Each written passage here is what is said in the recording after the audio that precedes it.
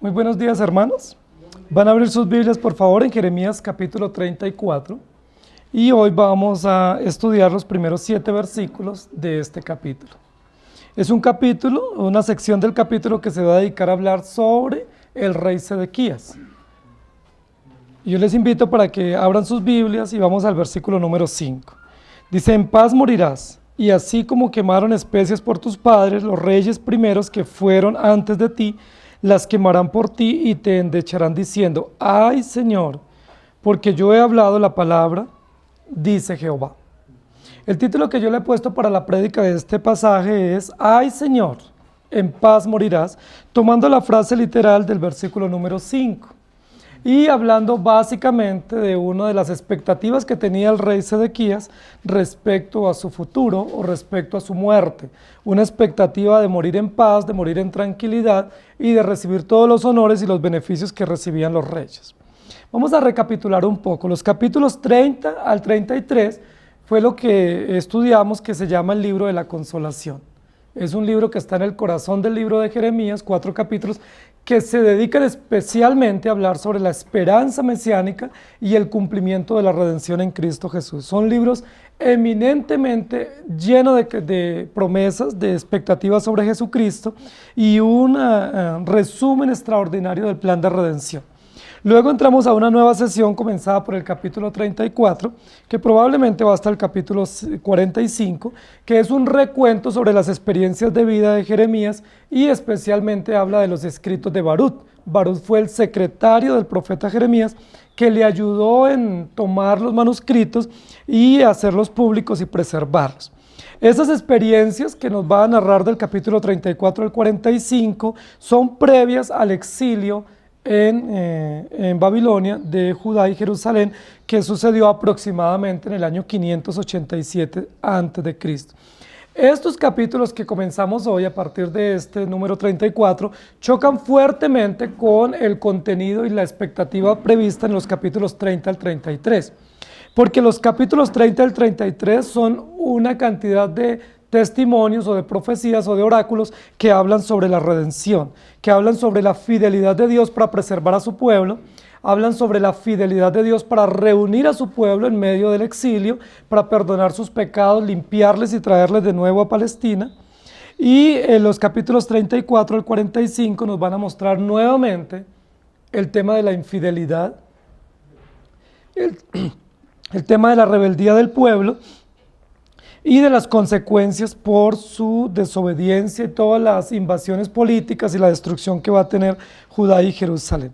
Es un contraste fuerte que lo vamos a ir notando a medida que vamos a estudiar los capítulos venideros. Esta campaña que está haciendo Nabucodonosor, recordemos que para efectos de este capítulo, el ejército de Nabucodonosor está ya a las puertas de la ciudad, a las afueras de la muralla, y está muy preparado para incursionar. Recordemos que Judá y Jerusalén y todo Israel estaba haciendo unas alianzas políticas con otros países vecinos, entre ellos Ciro, Tiro, Sidón, Fenicia y todo Palestina, y en esta alianza política ellos están intentando crear un bloque mayoritario para hacer resistencia al ejército de Nabucodonosor, y básicamente el aliado que ellos están teniendo, estos países pequeños, es Egipto. Entonces lo que ellos están haciendo es reuniéndose unos gobernantes de estas naciones pequeñas, incluida Palestina, yendo a Egipto y buscando un respaldo político para hacer resistencia a Babilonia. En esas circunstancias se va a dar este capítulo. La campaña de Nabucodonosor va a ir contra toda esta coalición, que es una coalición política con militancia del ejército para oponerse. Egipto quiere unirse a estas naciones para crear un bloque mayor y generar una dominación a toda Mesopotamia y rebelarse contra Babilonia. Es una estrategia política de dos bloques mayoritarios, Babilonia por un lado, Egipto por el otro. Palestina está en el medio de esta guerra, pero Palestina ve mayores opciones si se une a Egipto porque cree que van a tener algún beneficio. En ese contexto se va a dar esta situación de sometimiento, de invasión, y vamos a comenzar este capítulo. El capítulo número 34 presenta básicamente dos tipos de profecías. Una primera profecía es un juicio contra Sedequías. Sedequías es el rey que está en el gobierno en este momento. Entonces yo quiero que nosotros entremos en materia y vamos a los primeros 3 versículos para analizar el tema. ¡Ay, Señor! ¿En paz morirás? Usando una interjección que habíamos usado en el capítulo anterior, pero que nuevamente el profeta la retoma para hablar de algunos aspectos de la expectativa que tenía el rey Sedequías, pero también de algunos de los aspectos de la realidad que él va a vivir frente a la situación de la invasión. Vamos a los versículos 1 al 3. Palabra de Jehová que vino a Jeremías cuando Nabucodonosor, rey de Babilonia, y todo su ejército, y todos los reinos de la tierra bajo el señorío de su mano, y todos los pueblos peleaban contra Jerusalén y contra todas las ciudades, la cual dijo: así ha dicho Jehová, Dios de Israel. Ve y habla a Sedequías, rey de Judá, y dile: así ha dicho Jehová, he aquí yo entregaré esta ciudad y al rey de Babilonia, y la quemará con fuego, y no escaparás tú de su mano, sino que ciertamente serás apresado, y en su mano serás entregado, y tus ojos verán los ojos del rey de Babilonia, y te hablará boca a boca, y en Babilonia entrarás. Esta primera parte de esta exhortación que presenta Jeremías al rey Sedequías tiene que ver con un aspecto de justicia. Recordemos que el nombre Sedequías básicamente significa Jehová, justicia nuestra. Cuando el pueblo tuvo este rey, que fue puesto mediante una disposición del rey Nabucodonosor como un aliado de Babilonia, el pueblo tuvo la expectativa que la justicia de Dios venía a través del reinado de Sedequías. Tenemos aproximadamente 500 años de la monarquía desde David. Dios, cuando estableció a David como rey de Judá, le dijo: en ti estableceré un reino permanente, y no faltará un varón que se siente en este trono y gobierne de acuerdo a mi corazón, y que haga justicia y misericordia al pueblo. Los 2 encargos básicos que Dios dio a David y a la dinastía de David para gobernar fue justicia y misericordia. Es decir, hagan justicia, hagan cumplir la ley, establezcan justicia civil y pública para que mi nombre sea honrado, y en segundo lugar, hagan misericordia. ¿A quién? A los más desfavorecidos, viudas, huérfanos, pobres, extranjeros. Háganles misericordia. Gobiernen de tal manera que la rectitud sea el baluarte de su gobierno, pero háganlo de tal manera que haya misericordia, es decir, compasión, amor y cuidado especial para los menos favorecidos. El rey Sedequías es el último rey de la dinastía de David. 20 reyes con él se están completando hasta este momento a lo largo de aproximadamente 500 años de gobierno en Judá y Jerusalén. Durante estos 500 años efectivamente no ha faltado varón que se siente en el trono de Judá, de la familia de David, y que gobierne para cumplir el propósito divino. No obstante, la promesa de un reino estable y de un descendiente de la casa de David no se fundamenta en la monarquía de David, sino que se fundamenta en el descendiente que viene de la tribu de Judá, que gobernará con justicia y misericordia, es decir, Jesucristo.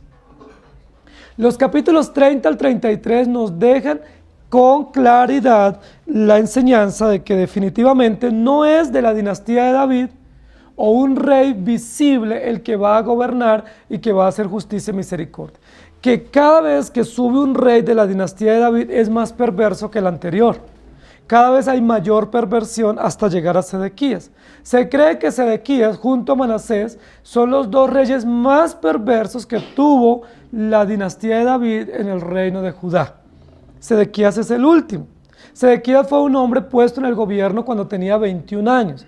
Realmente era un jovencito que fue puesto a gobernar. Estamos en el año 10º de su reinado, es decir, tiene 31 años Sedequías para esta fecha, y Sedequías es un hombre notablemente perverso, es un hombre sanguinario, es un hombre con muchísimas componendas políticas en su gobierno. A Sedequías realmente no le interesa el pueblo ni le interesa a Dios. ¿Qué le interesa a Sedequías como gobernante? Le interesa su propio bienestar, su propio honor, sus propios beneficios políticos. Por eso hace alianzas políticas ignorando el mandato bíblico, desconoce las profecías verdaderas, se junta o se alía con profetas que le digan lo que él quiere escuchar, compró el sistema sacerdotal de tal manera que los sacerdotes hagan lo que él quiera, hizo alianzas con países vecinos y se entregó moral y espiritualmente a la perversión de las naciones vecinas y a su propia perversión. Sedequías, que significa Jehová justicia nuestra, es uno de los reyes más injustos que ha tenido Judá en toda su historia. Es una paradoja, es un contraste supremamente fuerte y diciente. El que debiera impartir justicia es el más injusto. ¿Sí? Es una contradicción en términos. No obstante, su nombre no evoca su propia justicia, ni la justicia que viene de parte de él a través de la monarquía humana, sino la justicia que viene de Dios. Es decir, Sedequías, con su propia puesta en escena, con su propio nombre y su significado, no está anunciando la justicia que él hace o la justicia monárquica que viene humana, sino la justicia que viene de Dios. Dios es nuestra justicia. Aún el hombre perverso, en su propia experiencia de vida, testifica que la justicia viene de parte de Dios. Sedequías, en varias oportunidades, pidió a Jeremías que lo visitara, o él visitó a Jeremías para intentar escuchar qué decía Dios y cómo podía él ponerse en concordancia con lo que Jeremías estaba diciendo. ¿Qué fue lo que pretendió Sedequías en varias oportunidades con Jeremías? Vulnerar a Jeremías de tal manera que Jeremías saliera diciendo lo que Sedequías quería escuchar. Sedequías nunca durante todo su reinado, que fue 11 años, quiso escuchar la voz de Dios. Sedequías siempre escuchó su propio corazón y su propia concupiscencia, y siempre hizo alianzas con las personas más perversas y las menos requeridas o las menos beneficiosas para la nación. No obstante, cuando él se reunía con Jeremías o cuando le mandaba embajadores para consultar lo que Dios decía, se molestaba cuando Jeremías le decía lo que Dios había mandado a decir para él. Nunca Jeremías cayó en la trampa que muy probablemente nosotros con facilidad podemos caer. Y es decir, el rey mandó unos embajadores para que yo les mande un mensaje. El rey, si le doy este mensaje, se va a molestar. Entonces, como yo quiero ser amigo del rey y quiero tener los beneficios de la monarquía o de la realeza, entonces le voy a dar un mensaje suave, tranquilo, que sea cómodo para él y que él no se incomode. Es muy probable que cualquiera de nosotros hubiéramos hecho eso, o probablemente es lo que hacemos. Nosotros entramos en alianzas con nuestro propio corazón, buscamos qué es lo más beneficioso para nosotros y terminamos diluyendo o socavando el mensaje o alterando el discurso para no ofender a las personas y para que las personas tengan un buen concepto de nosotros. Nosotros vivimos en una época donde el humanismo aumenta y donde es tan importante lo que los demás piensan de mí. ¿Qué concepto tienen los demás de mí? ¿Qué opinan de mí? Y en ese orden de ideas, con mucha facilidad nosotros negociamos los principios, negociamos el mensaje, diluimos la verdad de tal manera que no sea ofensiva para nuestros oyentes o nuestros interlocutores y que de esa manera tengamos un mejor concepto de los demás hacia nosotros. Eso fue lo que Sedequías pretendió con Jeremías. Pero Jeremías, gracias a Dios, fue un hombre sostenido por el Señor y un hombre fiel hasta el final, que aún en medio del sufrimiento afrontó todas las implicaciones propias de estar en contra de lo que el rey Sedequías decía. Los primeros versículos de este capítulo lo que nos dicen es que Dios habló a Jeremías y Dios le mandó un nuevo mensaje a Sedequías a través del profeta Jeremías. ¿Qué dice ese mensaje? El mensaje está en el versículo número 3. Dice Dios: ve donde es Sedequías y dile: yo entregaré esta ciudad al rey de Babilonia y la quemará con fuego, y no escaparás tú de la mano, sino que ciertamente serás apresado, y en su mano serás entregado, y tus ojos verán los ojos del rey de Babilonia, y te hablará boca a boca, y en Babilonia entrarás. ¿Qué había dicho Sedequías? Sedequías había dicho: yo nunca iré a Babilonia. Los babilonios nunca lograrán invadir nuestra ciudad y destruirla. Para eso voy a hacer una alianza con un bloque mayoritario de naciones pequeñas para defendernos y hacer resistencia, y eso no va a pasar que nosotros seamos vencidos. Recordemos que para validar esa actitud y esa postura, el rey Sedequías se había valido de un profeta falso que se llamaba Ananías. No sé si recuerdan ese profeta. El profeta Ananías, que era un falso profeta como muchos que tenemos hoy en nuestro medio, le dijo al rey Sedequías: no te preocupes, no va a prevalecer Babilonia contra Judá y contra Jerusalén, no es cierto que ellos van a prevalecer, tú vas a vencer. Y Jeremías va a salir derrotado en su profecía. Entonces el rey Sedequías, ni corto ni perezoso, creyó esa profecía porque era lo que le convenía, y entonces estaba muy cómodo en el palacio diciendo: si hacemos este bloque político, nos unimos a Egipto, hacemos resistencia contra Babilonia, vamos a vencer. ¿Qué va a pasar? Primero, yo voy a tener todos los privilegios de ser un rey vencedor. Voy a morir en paz, voy a morir en mi nación, y todo el mundo me va a honrar y reconocer como el gobernante que logró derrotar al imperio babilónico y que logró traer la paz a su entorno político, a su entorno de su jurisdicción. Pero en segunda instancia, ¿qué pensaba Sedequías? Si yo logro traer la paz y derrotar al rey Nabucodonosor y a Babilonia, a todos los ejércitos invasores, pues ¿quién va a quedar en vergüenza? El profeta Jeremías. Y entonces vamos a demostrar que todas las profecías de juicio, de castigo, de reprensión y de destrucción, de espada, de pestilencia, de muerte, pues no eran ciertas. Eran simplemente una obsesión de Jeremías anunciando castigo y reprensión cuando Dios nos quería dar era paz. Lo que más había en la profundidad del corazón de Sedequías era un anhelo de paz, de tranquilidad y de bienestar. Luchaba ardientemente por tener esas comodidades y aún resistía la voz de Dios y al profeta Jeremías.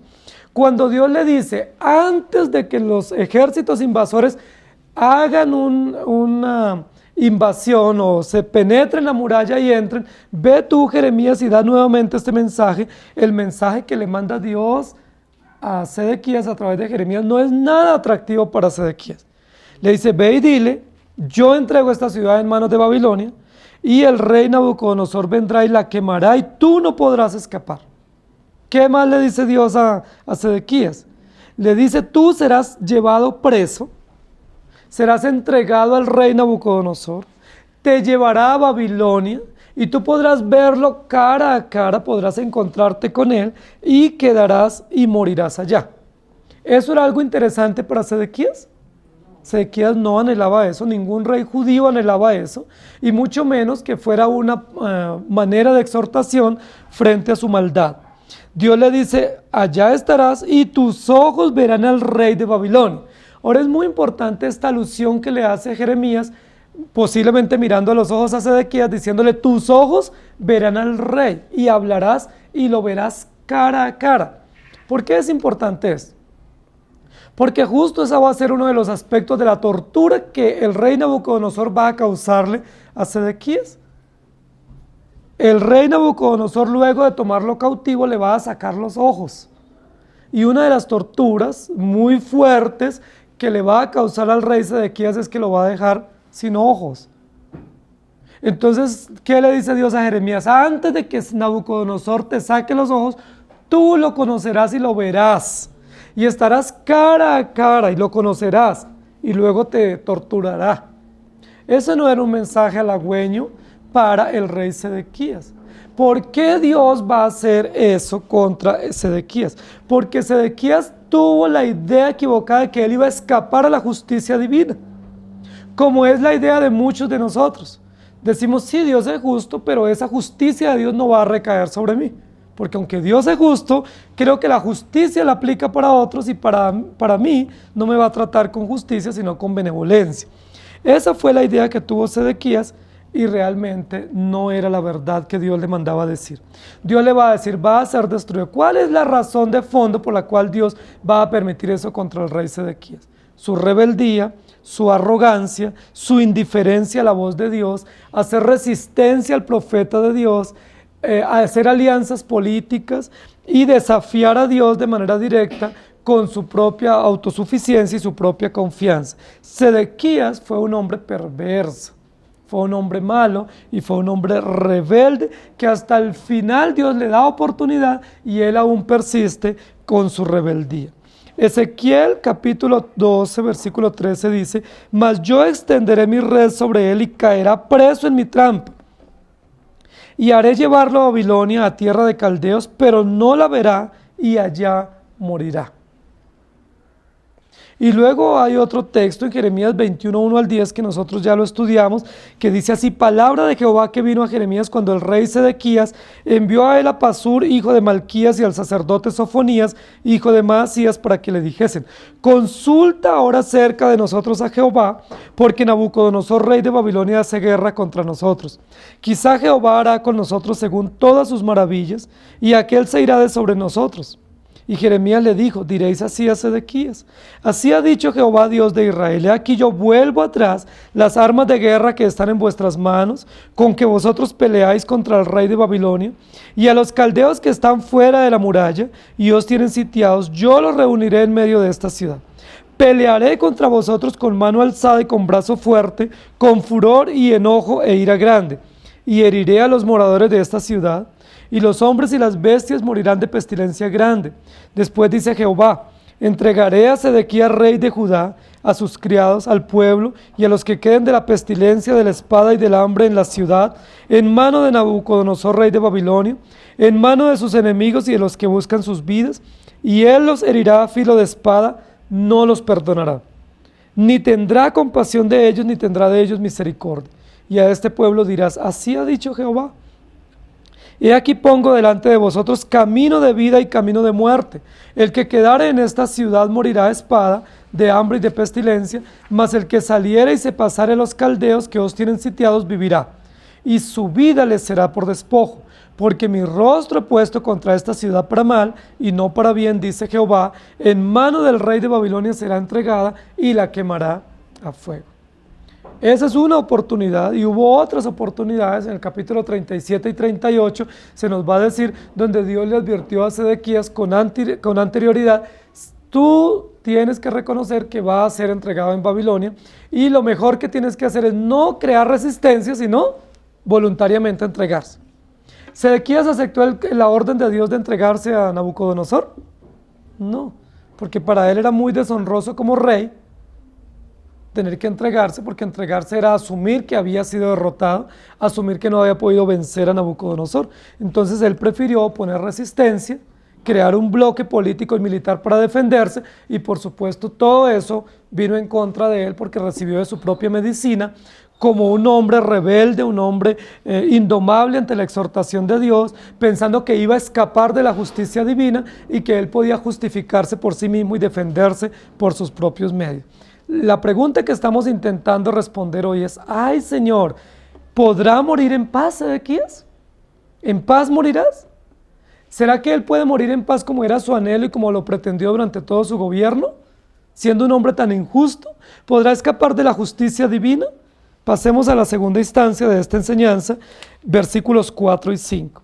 Con todo eso, oye palabra de Jehová, Sedequías, rey de Judá. Así ha dicho Jehová acerca de ti: no morirás a espada, en paz morirás, y así como quemaron especias por tus padres, los reyes primeros que fueron antes de ti, las quemarán por ti y te endecharán diciendo: ay, Señor, porque yo he hablado la palabra, dice Jehová. La segunda idea importante de este pasaje, que contrasta con los versículos anteriores, estos 4 y 5, tiene que ver con una idea hipotética o con un llamado último para el arrepentimiento. Llamado al arrepentimiento que evidentemente no va a aceptar el rey Sedequías. En los primeros 3 versículos Jeremías le dice: tú vas a ser entregado en manos de Nabucodonosor, te llevará preso, te cautivará, te sacará los ojos, te torturará y morirás allá. Morirás en el exilio. No tendrás la opción de regresar ni morir acá en tu tierra. Luego el versículo 4 y 5 cambia de idea en la redacción, y luego le dice: con todo eso, oye palabra de Jehová. Así ha dicho Jehová acerca de ti: no morirás a espada. Parece ser que estos versículos fueran como una contradicción. Y evidentemente es una contradicción, pero Dios no está afirmando que va a hacer lo uno y va a hacer lo otro. Lo que Dios está diciendo en el versículo 4 y 5 es básicamente: si tú escuchas la palabra de Dios, no serás entregado al rey de Babilonia, no serás llevado allá como esclavo, no morirás a espada, en paz morirás, y así como recordaron a los reyes anteriores y como fueron muertos y sepultados y endechados, te endecharán a ti. Y toda la nación cantará y te endechará con ese lamento que lamentaban a los buenos reyes, y era, ay Señor, o cuánto te extrañaremos, o tú eres un Señor que pasarás a la historia con buenos recuerdos. ¿Sí? Esa es la idea del versículo 4 y 5. El versículo 4 y 5 nos está diciendo que él no va a ser llevado al cautiverio y que va a morir en paz. El versículo 4 y 5 nos está diciendo que Sedequías va a tener la misma finalidad que han tenido los reyes anteriores, que es morir en su propia tierra, ser sepultados en las sepulturas de los reyes y ser honrados con todo el honor y el rigor que honraban a los reyes reconocidos en Israel de la dinastía. No es eso lo que dice el versículo 4 y 5. Es más bien una pregunta. ¿Te endecharán con honor? ¿Te recordarán y te sepultarán con rigor como los reyes anteriores?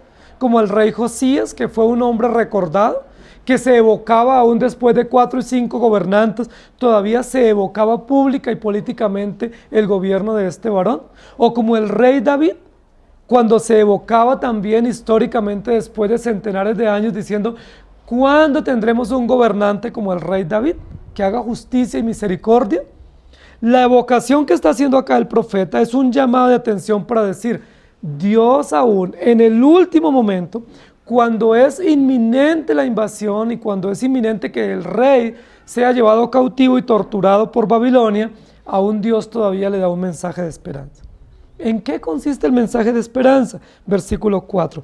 Oye palabra de Jehová, Sedequías, rey de Judá. Si ustedes han llevado la historia, pueden recordar siempre uno de los aspectos que Dios llamó al pueblo de Israel y que los convocó y los censuró por no hacerlo, fue por no oír la palabra de Dios.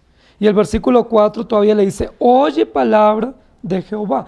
¿Qué es lo que Dios le está diciendo? Si tú escucharas con un sí condicional, con un sí hipotético, un sí que implica un cambio de actitud. Si tú escucharas, si tú te arrepintieras, si tú hicieras lo correcto, no morirás a espada.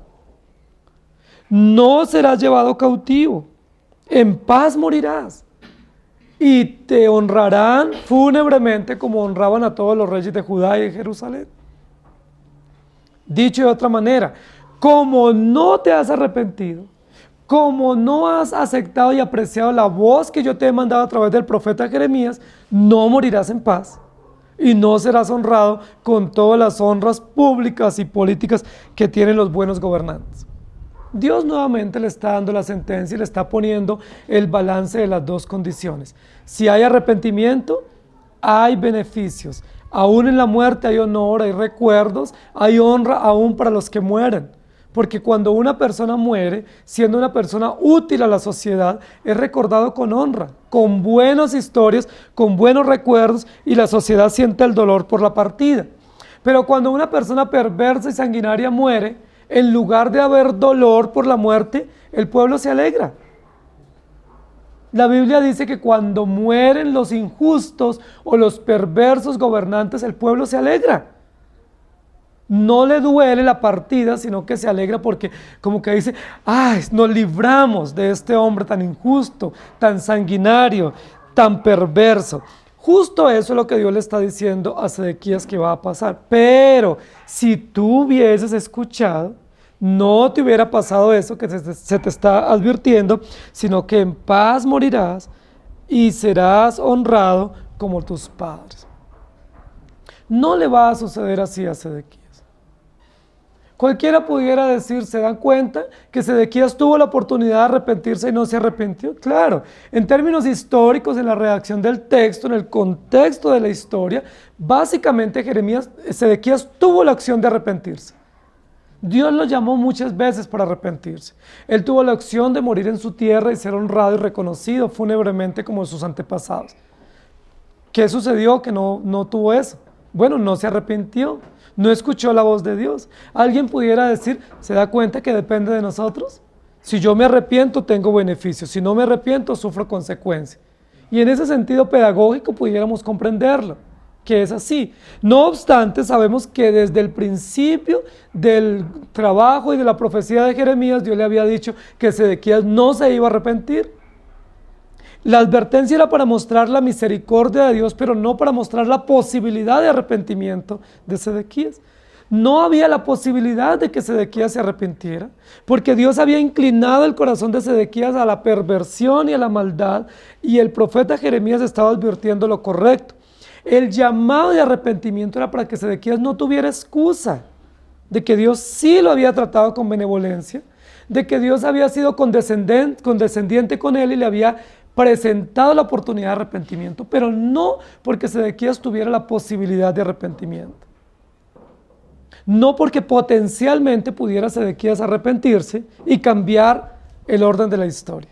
Ninguno de nosotros puede cambiar el orden de la historia. Sedequías no la puede cambiar. Dios ha determinado categóricamente que él morirá de espada, que será llevado a Babilonia, que será torturado y que sufrirá en carne propia los horrores de la propia injusticia que él causó a muchos y de la propia falta de compasión que él tuvo con su pueblo. Para los reyes judíos especialmente, y para los reyes de esa época, era muy importante las honras fúnebres. Los judíos eran expertos en celebrar y en condolerse cuando morían sus reyes, especialmente los reyes que habían sido mucho más reconocidos o muy importantes en la historia. Y cuando el pueblo los endechaba o hacían sus lamentos en los funerales, ellos, parte de la endecha era decir, ¡ay, Señor! O se nos fue este Señor. ¿Sí? O lamentamos y extrañaremos a este Señor. Dice, no va a suceder así con Sedequías. Por el contrario, cuando Sedequías muera, la gente va a usar esta misma interjección de otra manera. Descansamos de este hombre tan perverso. Se fue, al fin se fue, al fin se nos quita la injusticia y la maldad y la perversión de este gobernante. ¿Lo van a endechar y lo van a recordar históricamente? ¿Lo endecharán con honor? No. Ahora es paradójico que Sedequías, siendo un rey tan injusto, siendo un rey tan sanguinario y siendo un rey puesto para establecer justicia y misericordia, hace todo lo contrario, pero él espera que cuando él muera, tener honores. Es decir, se ha portado terriblemente mal, ha hecho todo lo malo a los ojos de Dios. Hay sendas profecías que anuncian las consecuencias finales para él y para su familia. Pero él aún añora, de manera equivocada, que cuando él muera, le van a hacer honores y lo van a sepultar con todos los privilegios de los reyes anteriores y que todo el pueblo va a exclamar, ¡ay, Señor!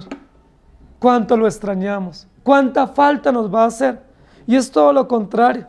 A este hombre injusto, cuando muera, todo mundo se va a alegrar, porque no van a ser las endechas tradicionales de los reyes nobles de Judá, sino una endecha de alegría, de descanso y de alivio cuando muera.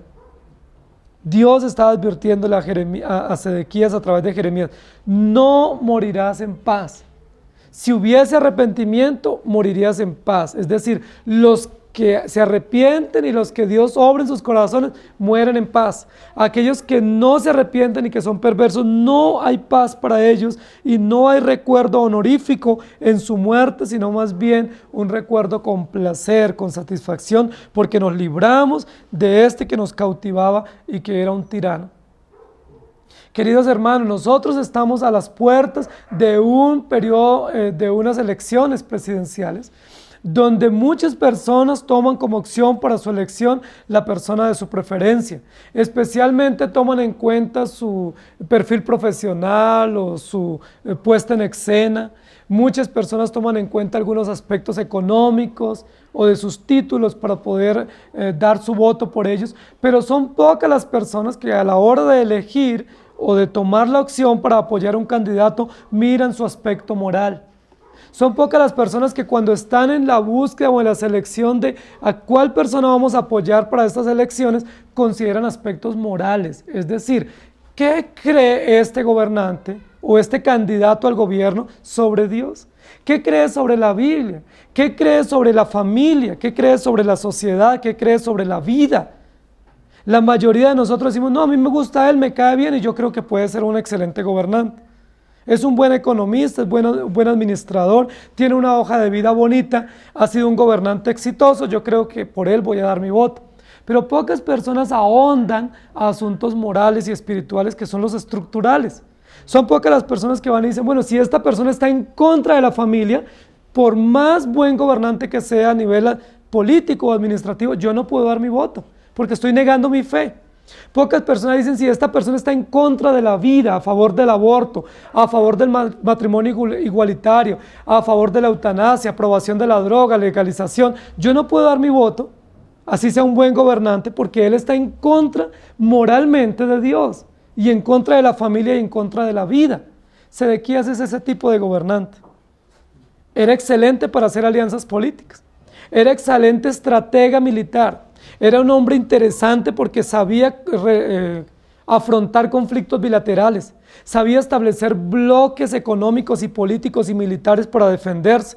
A nivel administrativo, a nivel político, a nivel económico, Sedequías era excelente. Cualquiera de nosotros le hubiera dado el voto a Sedequías. Pero ¿qué dice Dios sobre Sedequías? ¿Cuál es el talón de Aquiles que le lleva al cautiverio de la tortura y a morir sin honores? Su aspecto espiritual, su aspecto moral. Dios no lo puso para que fuera buen estratega político. Dios no lo puso allá a gobernar para que hiciera buenas relaciones internacionales o alianzas políticas, o libre mercado o intercambios políticos y económicos. Dios lo puso para que gobernara estableciendo justicia y misericordia. Y yo les pregunto, ¿puede alguien que está en contra de Dios, en contra de la familia, en contra de la vida, hacer justicia y misericordia? ¿Puede un gobernante, por buena apariencia y por buena hoja de vida que tenga, si no tiene temor de Dios, si no tiene temor de Dios para honrar la familia, para proteger la vida, para proteger los principios antropológicos, bíblicos, fundantes de una sociedad, ser un buen gobernante? ¿Qué le interesa a usted de su gobernante? ¿Que reduzca los índices de desempleo? ¿Que mejore la movilidad? ¿Que mejore las condiciones de seguridad y de educación? ¿O que proteja lo que Dios protege? Al pobre, al huérfano, a la viuda, que defienda a la familia, que defienda la vida, que defienda la dignidad. ¿No es eso lo que Dios propone? Si eso es lo que Dios propone, ¿por quién tenemos que ir o a quién tenemos que respaldar en los comicios? A aquel que defiende lo que Dios defiende. Aunque no tenga el temor de Dios, quien se acerque o se ajuste a estos estándares de dignidad, de respeto a la familia, a la vida, al matrimonio bíblico, a la juventud, a los procesos de la fe y de la escritura, tenemos que ir por esas personas, porque son las personas que defienden aspectos morales fundamentales de una sociedad, aspectos axiológicos que dan la base para el desarrollo de la familia y de la sociedad. Sedequías era buen político. Sedequías en su puesta en escena como militar era bueno. Sí, como analista político, como analista militar, como estratega. Pero moralmente, ¿qué dice la Biblia? Era perverso. ¿Saben cómo murió Sedequías? Murió torturado por Nabucodonosor, exiliado, preso. ¿Saben cómo murieron los hijos de Sedequías? Murieron degollados a espada, torturados, viéndolo el propio Sedequías. Sedequías presenció la muerte por degollamiento de sus propios hijos a mano de los soldados babilónicos. ¿Por qué Dios permitió eso de un gobernante de la tribu de Judá? Porque era un hombre perverso, injusto, era un hombre malévolo, era un hombre cruel, ajeno a los planes de Dios, buscando honor humano y reconocimiento humano y aprobación humana y política, pero desconociendo a Dios y alejándose de Dios. Ah, Señor, ¿en paz morirás? No morirás en paz, porque no podrás escapar a la justicia divina, es lo que le dice Jeremías. Y no morirás en paz, porque no te van a endechar con honor, sino que tú previamente, antes de morir, sabrás que no te endecharán, que no te reconocerán y que no te honrarán. Jeremías 8:1 dice, en aquel tiempo, dice Jehová, sacarán los huesos de los reyes de Judá, y los huesos de sus príncipes, y los huesos de los sacerdotes, y los huesos de los profetas, y los huesos de los moradores de Jerusalén, fuera de sus sepulcros. Y eso es lo que le va a pasar a Sedequías. Y versículos 6 y 7 de este mismo pasaje. Y habló el profeta Jeremías a Sedequías, rey de Judá, todas estas palabras en Jerusalén. Y el ejército del rey de Babilonia peleaba contra Jerusalén y contra todas las ciudades de Judá que habían quedado, contra Laquis y contra Aseca, porque de las ciudades fortificadas de Judá, estas habían quedado. Los versículos finales de esta unidad temática que estamos analizando sobre Sedequías, nos habla de que Sedequías es una persona supremamente absurdo en su pensamiento. Dios le da un mensaje y él dice que es mentira. Él ve todas las evidencias de la invasión babilónica y él todavía lo niega. Todo indica que él va a ser destruido y derrotado por Babilonia y él dice que no es cierto. Todas las ciudades fortificadas que tiene Judá y Jerusalén han sido atacadas ya y han sido tomadas y destruidas por Babilonia. Solo quedan en este momento 3 ciudades que no han sido tomadas por los soldados babilonios, pero estas 3 ciudades ya están sitiadas. Es decir, ya están rodeadas por los ejércitos y están solamente esperando la orden del rey, el momento definitivo para la invasión. Esas 3 ciudades las menciona la Biblia en estos 2 versículos. Una es Jerusalén, la otra es Laquis y la otra es Azeca. Esas eran 3 ciudades fortificadas que habían sido construidas para afrontar cualquier invasión. ¿Qué fue lo que los soldados judíos pensaron? Si nos invaden en Jerusalén, ¿qué podían hacer los líderes y los gobernantes? Huir a estas ciudades que estaban muy cercanas. Se cree que alguna de estas ciudades estaba a 29 kilómetros de Jerusalén y otra estaba a 45 kilómetros de Jerusalén. Entonces estaban muy cerca, podían rápidamente escapar de noche o con algunos acompañantes y refugiarse ante una invasión en estas pequeñas ciudades. Estas eran pequeñas ciudades como fuertes o como fortalezas secundarias para refugiarse ante una invasión. ¿Qué es lo que le dice Dios a Sedequías? Probablemente Sedequías estaba pensando, pues si en algún momento el rey Nabucodonosor invade a Jerusalén, pues no hay problema. Yo me refugio en Laquis, que queda en Azeca, que queda a 29 kilómetros, o si no en Laquis, que queda a 45 kilómetros, que son ciudades fuertes, ciudades amuralladas y ciudades un poco más difíciles para que alguien las invada. Pero ¿qué es lo que le dice Dios a Sedequías a través del profeta Jeremías? Le dice, estas 3 ciudades ya están sitiadas. Es decir, ¿dónde va a poder refugiarse Sedequías? Y nuevamente la idea aquí del rey es, yo tengo la opción de defenderme. Yo puedo defenderme. Si no me puedo defender con mi ejército, si no me puedo defender con alianzas políticas, entonces yo me defiendo huyendo a otra ciudad que es amurallada y en la cual voy a ser preservado. Queridos hermanos, es muy interesante la actitud de este rey. Una y otra vez es llamado al arrepentimiento, al reconocimiento de que está obrando mal y a pedir ayuda y auxilio en Dios. Sin embargo, hasta el final de sus días, él saca pecho y dice, yo me puedo defender. Yo tengo la estrategia prevista para defenderme en caso de una invasión. Si me quedase sin ejército, si me quedase sin este trono donde gobierno en Jerusalén porque ha sido invadido, pues me voy a defender en otra pequeña ciudad. Huyo allá y me refugio y ahí voy a ocultarme de los enemigos. Pero Dios le dice, no es así. No vas a poder defenderte tú solo. No vas a poder escapar donde tú has pensado o donde tú tienes el lugar propio para defenderte. No vas a poderlo hacer porque aunque son ciudades fortificadas y aunque aún existen esas 3 ciudades fortificadas, las 3 están invadidas, están ya sitiadas por los soldados babilónicos y no va a haber esperanza para usted. ¿Qué Dios le está diciendo a Sedequías al final de esta sección? Sedequías, doblega tu orgullo, doblega tu arrogancia, agacha tu cabeza, reconoce que no hay escapatoria. No hay escapatoria. La única escapatoria que hay para Sedequías y para cualquier gobernante rebelde y obsesivo con el poder y con su propia autodefensa y autoconfianza es Jesucristo. Reconoce que has obrado mal, reconoce que fuiste puesto para establecer justicia y misericordia y has hecho todo lo contrario, agacha tu cabeza, doblega tu corazón, arrepiéntete y pide a Dios que tenga misericordia. Ese es el mensaje. Realmente el mensaje es sencillo y el mensaje no cambia y Jeremías nunca lo cambió aunque Sedequías pretendió que así fuera.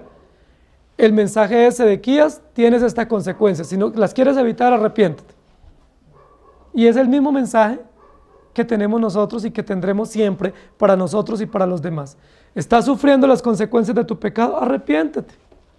Doblega tu corazón, agacha tu cabeza, reconoce que no puedes defenderte por ti mismo. Reconoce que el bienestar que tú añoras y la paz y la tranquilidad, aún en tu vida como en tu muerte, solo viene de parte de Dios. Que no hay consuelo ni en la vida ni en la muerte aparte de Jesucristo. Que no hay alternativa para nosotros, ni hay un recuerdo histórico, remembranza histórica en la muerte, si no estamos con el Señor Jesucristo. Que no hay paz en la muerte, que no hay paz en la vida, que no hay tranquilidad. Lo que Dios le está diciendo a Jeremías es, dile a Sedequías que no hay opción y que no hay escapatoria. ¿Saben cuál era de las formas tiránicas como el imperio babilónico trataba de invadir las ciudades y las invadía y las conquistaba? Ponía ejércitos rápidamente en los lugares estratégicos del país, los asediaba, los sitiaba, de tal manera que una ciudad sitiada, ¿cómo puede sobrevivir?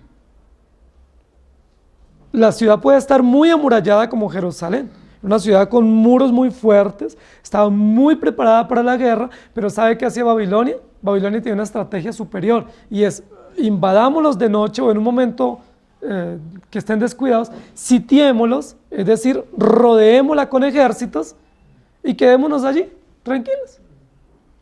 Los tenemos sitiados. ¿Qué pasa con una ciudad sitiada? ¿Quién puede entrar y quién puede salir? Claro, mientras la ciudad tiene abastecimiento de comida, de abastecimiento de servicios, puede sobrevivir, ¿cierto? Porque tienen víveres y están abastecidos. Pero ¿cuánto dura el abastecimiento de una ciudad? ¿Sí? Probablemente una semana. Probablemente después de una semana o de 15 días, o si son granos, va a durar un poco más, pero rápidamente la alacena y los depósitos de abastecimiento se van desocupando y rápidamente comienza la gente a tener la gran necesidad de buscar cómo sobrevivir. En el momento en que ellos abran las puertas para buscar abastecimiento, ¿qué va a suceder? Son la presa fácil. Realmente era una forma sencilla, pero era un aspecto muy estratégico para invadir. Si los asediamos o los sitiamos, los aislamos del mundo. Les impedimos tener alimento, los dominamos, los controlamos y los tomamos por sorpresa. No había que hacer mucho esfuerzo. Las últimas 3 ciudades fortificadas que quedaban en Judá era Jerusalén, la capital, donde estaba el rey refugiado, Azeca, a 29 kilómetros, y Laquis a 45 kilómetros aproximadamente. Eran los 3 refugios para ellos protegerse contra la invasión. ¿Qué pasaba con esas 3 ciudades? Están sitiadas, es decir, están ya dominadas, están rodeadas y están aisladas. Entre ellas no había comunicación porque están aisladas, rodeadas por soldados fuertemente preparados para la guerra, para dominarlos con crueldad. ¿Qué va a hacer entonces el rey? Algo así como lo siguiente: Rey, Dios me manda un nuevo mensaje para ti.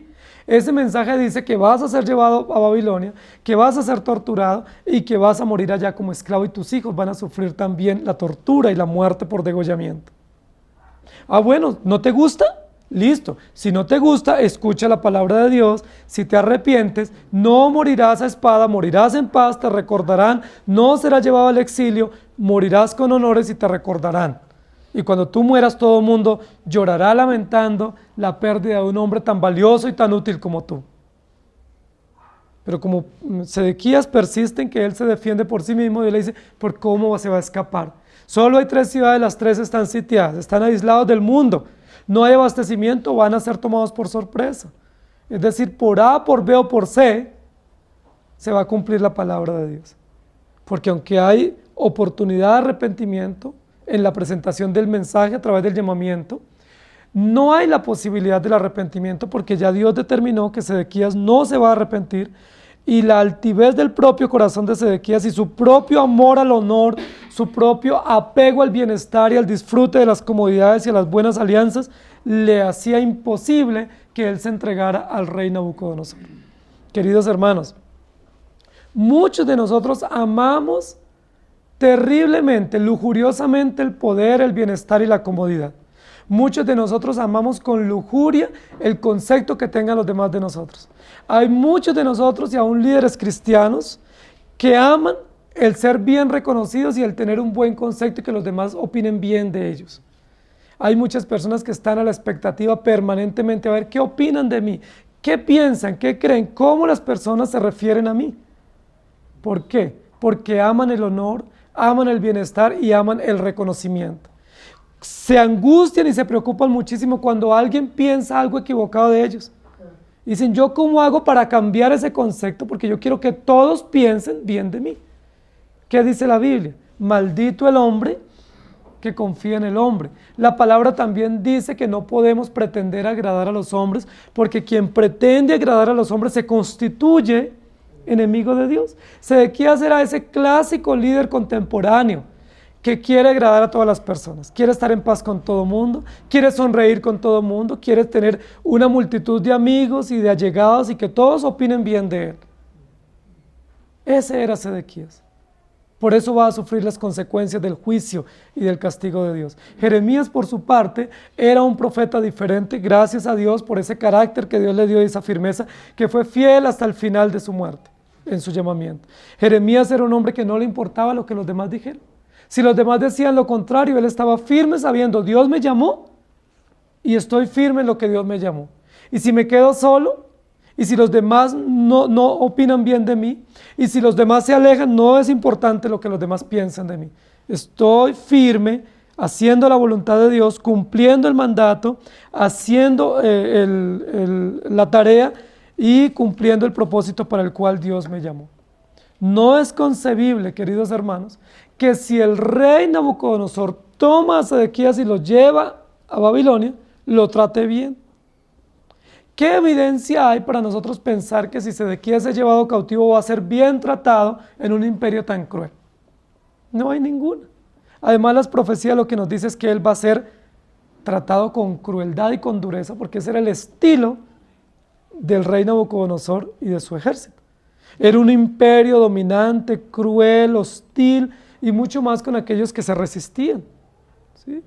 Entonces Dios lo que le está diciendo, si va a ser llevado como prisionero, no va a ser tratado con delicadeza, con consideración, sino con crueldad. La pregunta es, ay Señor, ¿en paz morirás? ¿Puedes morir en paz cuando has hecho tantas obras injustas? Cuando has tratado a una sociedad tan injustamente, buscando tu propio beneficio, cuando has resistido notablemente la voz y el mensaje de Dios, ¿vas a morir en paz? ¿Con todas las injusticias que has cometido? La pregunta es, ¿tú crees que vas a morir en paz y que te van a honrar después de tu muerte? Si nadie aprecia lo que tú estás haciendo, lo único que te has beneficiado eres tú como gobernante. Nosotros tenemos gobernantes así, que cuando llegan a los puestos de poder lo único que piensan es en ellos. Lo único que hacen es expropiar al pobre, causarle más dolor, más angustia, muerte, miseria. Lo único que quieren es dañarlo y destruirlo, porque lo único que piensan es en ellos.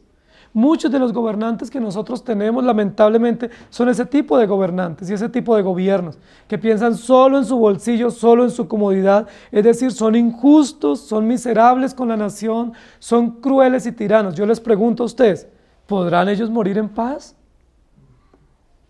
¿Podrán ellos escapar a la justicia divina? Siendo que fueron puestos para establecer justicia y misericordia en una nación, pero ellos han sido injustos y han sido inmisericordes. ¿Podrán ellos ser recordados con honor después de su muerte? Al menos que el pueblo sufra de amnesia y que quiera tapar sus propios errores también y sus injusticias, les van a recordar con alegría. Pero de lo contrario, van a ser olvidados y no van a ser reconocidos. Y la tercera pregunta es, ¿puede morir en paz un gobernante que pretende defenderse por sí mismo y no buscar la defensa y el auxilio únicamente en Dios? Y esas tres aplicaciones son para nosotros. Jeremías capítulo 39, versículos 5 al 7 dice, pero el ejército de los caldeos los siguió y alcanzaron a Sedequías en los llanos de Jericó y le tomaron y le hicieron subir a Ribla en tierra de Amad, donde estaba Nabucodonosor, rey de Babilonia, y le sentenció. Y degolló el rey de Babilonia a los hijos de Sedequías en presencia de éste en Ribla, haciendo asimismo degollar al rey de Babilonia a todos los nobles de Judá, y sacó los ojos del rey Sedequías y le aprisionó con grillos para llevarle a Babilonia. Y luego en Jeremías 52, 8 al 11. Y el ejército de los caldeos siguió al rey y alcanzaron a Sedequías en los llanos de Jericó y lo abandonó todo su ejército. Entonces prendieron al rey y le hicieron venir al rey de Babilonia a Ribla en tierra de Amad, donde pronunció sentencia contra él. Y degolló el rey de Babilonia a los hijos de Sedequías delante de sus ojos, y también degolló en Ribla a todos los príncipes de Judá. No obstante, el rey de Babilonia solo le sacó los ojos a Sedequías y lo ató con grillos y lo hizo llevar a Babilonia y lo puso en la cárcel hasta el día en que murió. ¿Se cumplió la profecía de Dios a través de Jeremías? ¿Pudo escapar a la justicia divina? Él escapó a otro tipo de justicia, pero la justicia divina ninguno podemos escapar.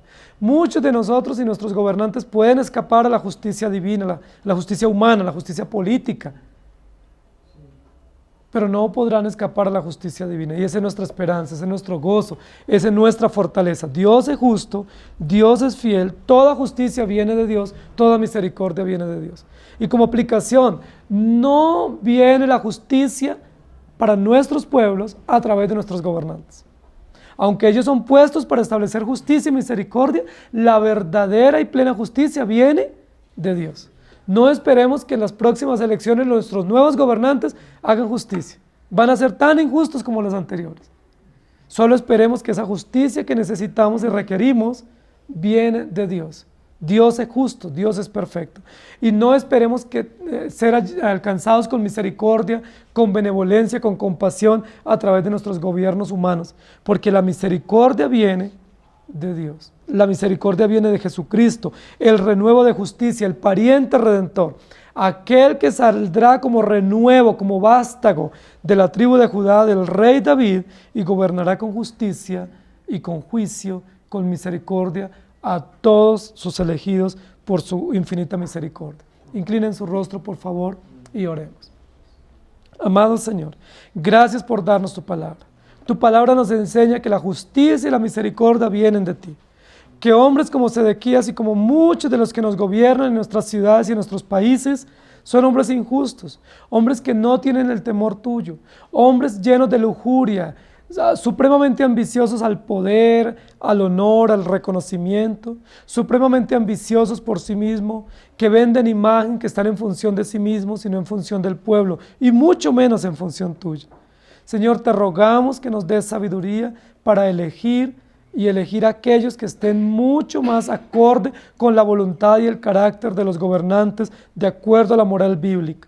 Señor, te rogamos también que nos ayudes a poner nuestra confianza y nuestra esperanza, no en hombres, no en personas, ni siquiera en nosotros mismos, sino únicamente en ti. Que sepamos y entendamos que la justicia y la misericordia provienen de ti, que la justicia y la misericordia son celestiales, son divinas y vienen de ti a través de Cristo Jesús. Que ya tú nos has alcanzado con tu misericordia y con tu justicia y que por supuesto nos llamas a ser instrumentos, vasos, vasijas en tus manos para ser agentes de justicia a un mundo necesitado y agentes de misericordia también al desvalido. Gracias te damos por tu palabra que es viva y eficaz y que nos enseña que no hay paz para el impío, que no hay tranquilidad para el perverso, que tanto en la vida como en la muerte será atormentado y torturado y se enfrentará ante ti mismo a rendir cuenta. Pero que solo hay paz para aquel a quien tú transformas por tu misericordia, que solo hay confianza y esperanza aquel a quien tú llamas a tu reino y lo doblegas por tu infinita bondad y le haces caminar en tu voluntad. Enséñanos tu palabra, Señor, y haznos caminar en ella, en el nombre de Jesús. Amén. Que el Señor les bendiga.